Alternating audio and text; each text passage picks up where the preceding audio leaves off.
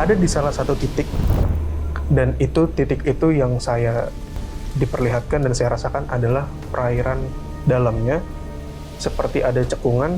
Di sana itu punya hawa energi yang sangat, sebetulnya bagi saya itu cukup mencekam dan lebih ke arah misterius. Bahkan juga ada yang menghubungkannya dengan legenda bahwa Sun Gokong itu pernah dirantai di kawasan tersebut. Laut Cina Selatan atau Laut Natuna itu dikatakan sebagai jalur kepala naga karena di sana sebagai jalur ekonomi yang sangat strategis bagi suatu negara. Dari zaman dulu juga Nusantara itu juga dikenal sebagai naga dari selatan kalau menurut sastra kunonya mereka.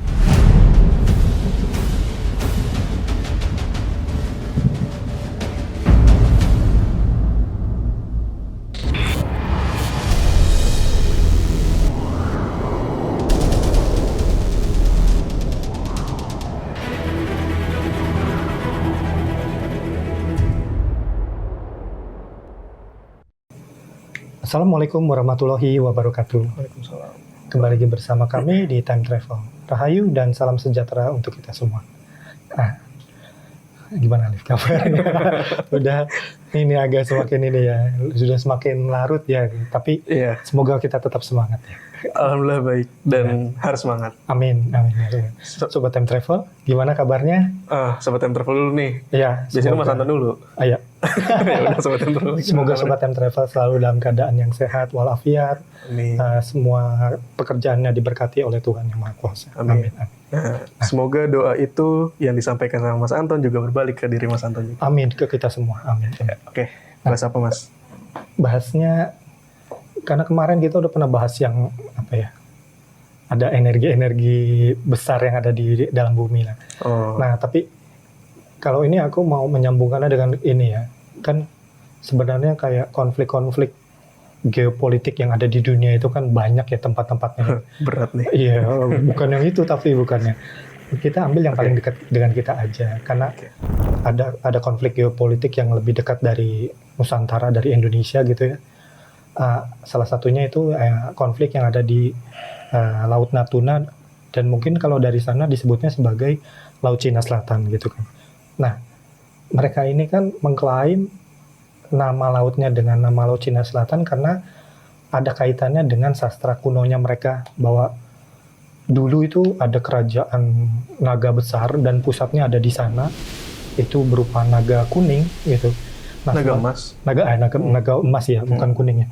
Nah, sementara naga yang ada di selatan atau yang ada di kawasan Natuna itu disebut sebagai naga biru kalau menurut sastra kunonya mereka. Nah, tapi dari zaman dulu juga Nusantara itu juga dikenal sebagai naga dari selatan kan gitu kan. Nah, jadi sebenarnya ada singgungan-singgungan di situ. Nah, bahkan juga ada yang menghubungkannya dengan legenda bahwa Sun Gokong itu pernah dirantai di kawasan tersebut. Nah, sebenarnya ada nggak sih Liv, dari penglihatan Alif terhadap kawasan laut itu yang menghubungkan dengan sastra atau mitologi-mitologi yang ada di kawasan tersebut? Nah, kebenarannya itu ada nggak sih, kayak misalnya yang tadi tempat di mana Sun Gokong dirantai di situ? Oke. Bismillahirrahmanirrahim. Di episode yang lampau kita pernah angkat tentang Laut Natuna. Iya, Alif sendiri juga tuh waktu itu. Iya. Kalau nggak salah. Saya lupa. Tapi intinya kita pernah angkat itu, dan landscape di sana di dimensi lainnya gimana dan sebagainya. Iya, ada istana kalau nggak salah ya. Dan kalau Mas Anton nanya tentang hubungan berlandaskan sastra kunonya, legenda yang ada dari negeri Tiongkok itu gimana, tentang kawasan laut yang mereka sebut sebagai Laut Cina Selatan itu gimana? Kalau menurut saya itu ya mungkin bisa begitu kejadiannya, bisa ada di situ lokasinya. Lokasi di mana Sun Gokong itu dirantai menurut sastra kuno tersebut. Mungkin begitu. Tapi kan pastinya nggak ada yang tahu. Secara kepastiannya nggak ada yang tahu. Okay. Tapi yang bisa coba saya ceritakan gini. Di kawasan laut, kita nyebutnya Laut Natuna atau mungkin kawasan Laut Natuna Utara. Mereka nyebut Laut Cina Selatan. Kawasannya sangat luas dan juga itu ada sering terjadi konflik oleh beberapa negara. Kemudian di kawasan yang luas tersebut ada perairan yang dangkal, ada perairan yang dalam. Ada di salah satu titik, dan titik itu yang saya diperlihatkan dan saya rasakan adalah perairan dalamnya. Seperti ada cekungan di sana, itu punya hawa energi yang sangat, sebetulnya bagi saya itu cukup mencekam dan lebih ke arah misterius. Ibaratnya kenapa misterius? Karena gini, karena kita bisa nggak tahu apa yang akan terjadi di kemudian waktu ketika lagi ada di situ. Karena saking adanya hawa energi yang besar, jadinya ini ada apa sih? Ini ada apa sih sebetulnya, kok nggak enak kok. Tapi kita nggak tahu, jadi misterius jadinya. Iya, jadi misterius. Mungkin kalau dalam energinya, bahasa energi spiritnya, mungkin ada beberapa orang bilang bahwa di situ adalah kawasan naga. Gitu. Mungkin bisa dibilang begitu. Bisa dibilang itu kawasan naga. Kenapa? Karena naga adalah manifestasi dari energi alam yang ada di bumi. Apalagi kalau saya rasakan itu mungkin itu bagian dari pancaran yang ada dari dalam bumi. Mungkin ada jalur api di sana di bawahnya yang secara hawa juga muncul ke permukaan lautnya sampai ke kedalaman sekian. Nah, biasanya kalau ada hawa seperti itu, maka secara physically kitanya, secara sumber daya alam itu sangat melimpah. Maka nggak heran kalau akhirnya jadi ada timbul konflik secara beberapa negara yang memperebutkan hal tersebut karena ingin menguasai sumber daya alam di sana. Nah, dalam beberapa riset yang saya pernah baca, bahwa ada kalanya Laut Cina Selatan atau Laut Natuna itu dikatakan sebagai jalur kepala naga, karena di sana sebagai jalur ekonomi yang sangat strategis bagi suatu negara dari wilayah perairannya. Udah berpuluh ribu tahun. Iya, betul. Begitu. Karena di sana menyimpan migas yang amat banyak, cadangan migas yang sangat banyak, mineral-mineral yang lain juga sangat banyak. Dari segi sumber daya hayatinya juga sangat banyak. Ada tuna, ada sardin, ada makarel, ada salmon dan sebagainya. Betul. Karena kenapa begitu? Karena itu Laut Natuna atau Laut Cina Selatan itu kan gabungan dari dua samudra, dari Samudra Pasifik dan Samudra Hindia, ya kan? Kemudian menjadi satu kesatuan dan punya karakteristik baru di sana yang jadinya ekosistemnya bagus untuk sumber daya yang ada di sana. Ditambah dari yang saya ketahui adanya sesuatu yang dari dalam bumi itu sendiri. Kalau dari sisi spiritnya, ya bisa dikatakan itu adalah energi naga, bisa dibilang begitu. Karena ya tadi naga adalah manifestasi dari energi alam yang ada di bumi, baik itu yang ada di perut bumi maupun jalur-jalur yang ada di seluruh bumi, seluruh wilayah bumi, mau itu di laut maupun di atasnya. Jadi wajar kalau misalnya banyak negara yang mengklaim untuk memperebutkan wilayah tersebut, entah dari sisi politik kah, dari sisi ekonomi kah, dari sisi letak geografis, bahkan sampai masuk ke ranah legenda, budaya, sastra dan sebagainya. Betul. Tapi secara undang-undang kita tahu kalau itu punya wilayah Indonesia sebagian. Walaupun memang wilayah tersebut sangat luas, mungkin meliputi beberapa kawasan, tapi kan tetap jadi konflik antar manusianya gitu. Artinya kan kalau dari sana juga ada legendanya, kan dari kita juga punya cerita sendiri ya sebenarnya kan gitu kan. Nah, sebenarnya kan tadi Alif udah ceritain bahwa di dunia spiritnya seperti ini, di dunia permukaannya atau di dunia manusianya itu jadi tempat mungkin titik pertemuan yang strategis secara ekonomi dulu juga ada, terus secara kekayaan alam juga ada gitu. Nah, sebenarnya gimana nih kita menyikapi dari orang Indonesia lah, katakanlah kita sebagai orang Indonesia menyikapi tentang apa yang ada yang di kawasan tersebut.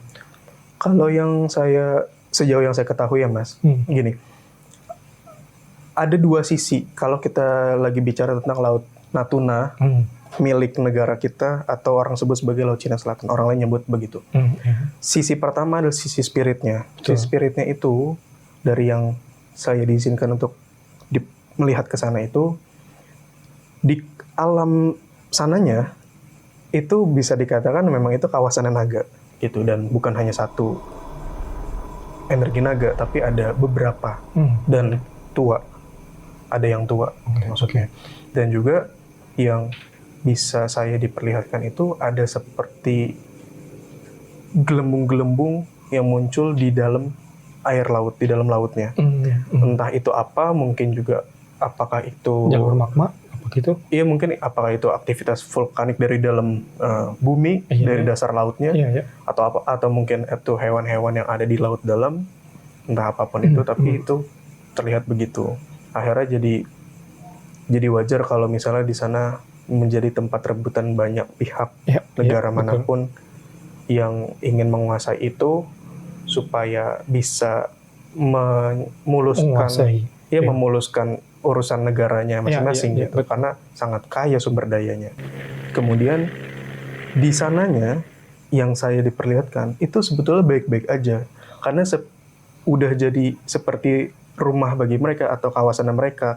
Jadi ya fine-fine aja. Memang karakternya begitu di sana, ya udah berjalan begitu aja. Tapi yang jadi permasalahan adalah yang kedua, dari sisi kitanya, sisi manusianya. Karena yang jadi persoalan adalah ya perebutan wilayah tersebut, kawasan tersebut, sumber dayanya, letak strategisnya untuk melingkup kawasan tersebut dan kawasan sekitarnya. Jadi ya sikapnya adalah kita, sebenarnya ini bukan ranahnya kita untuk bicara sikap, tapi kalau dari sisi personal adalah kita punya ceritanya juga. Kita punya cerita dari negeri kita punya cerita dari budaya kita sendiri, bahwa itu memang milik kita. Mau itu dilihat dari sisi hukumnya, sejarahnya, bahkan sampai ke mungkin legenda dan sebagainya. Karena dalam pewayangan pun juga bisa jadi ada kisah-kisah tersebut. Mungkin dengan nama yang lain. Tapi bisa jadi kalau dirunutkan data-data sejarah dan sebagainya, mungkin bisa dikatakan bahwa ya ada di kawasan itu juga, kawasan Laut Natuna. Kayak gitu sih, Mas. Karena kalau dari apa yang selalu Alis ceritakan kan jadi kayak ada sinkronitas ya kali antara dunia spirit dengan dunia manifestasi, dunia realitas kita ya manusia, yang kadang berkesesuaian. Tapi ternyata nggak seperti itu juga ya, melihat kawasan yang ada di Natuna. Jadi tadi Alif bilang kawasan spiritnya fine-fine aja sih, ya bahasanya gitu ya. Tapi ternyata yang justru jadi masalah adalah orang-orang manusianya yang ada di atas yang memperebutkan kekayaan alamnya lah gitu. Nah, ada nggak sih, Liv, terakhir aja deh, ada yang mau ditambahin nggak terkait dengan apa yang ada di kawasan Natuna atau Laut Cina Selatan? Nggak ada sih, Mas. Nggak ada ya? Nggak ada. Tapi saya mau, mungkin sedikit ya, saya mau ngucapin terima kasih banyak. Ada Sobat Time Travel, ada kawan saya yang nyampein salam dari pihak dosen ketika lagi riset tentang Laut Cina Selatan, dan beliau salah satu sumber risetnya itu dari kita, dari Time Travel. Saya nggak akan nyebutin siapa namanya, tapi saya sangat berterima kasih bagi beliau yang sudah menjadikan Time Travel salah satu referensi dari mungkin riset, belajar untuk kuliah apa segala macam ya. Kita apresiasi sangat banget. Terima kasih banyak. Juga ada juga tuh yang komen di kita juga pengen bertemu dan ingin bertukar ya. Mungkin kita juga masih kurang waktu untuk membalas satu persatu komen dari Sobat Time Travel ya. Mungkin nanti di lain waktu kita menyempatkan lah. Kita cari waktu yang tepat bagaimana kita bisa berkomunikasi dengan baik dengan Sobat Time Travel. Itu kali ya. Iya, cukup sih, Mas. Apresiasi kita yang mendalam untuk dukungan Sobat Time Travel selama ini dan juga dijadikan referensi. Oke, Sobat Time Travel, semoga kalian suka dengan episode kita kali ini. Tetap like, share, comment, and subscribe untuk selalu terhubung dengan video-video kita yang terbaru. Sampai kita bertemu di penelusuran selanjutnya. Wassalamualaikum warahmatullahi wabarakatuh. Waalaikumsalam.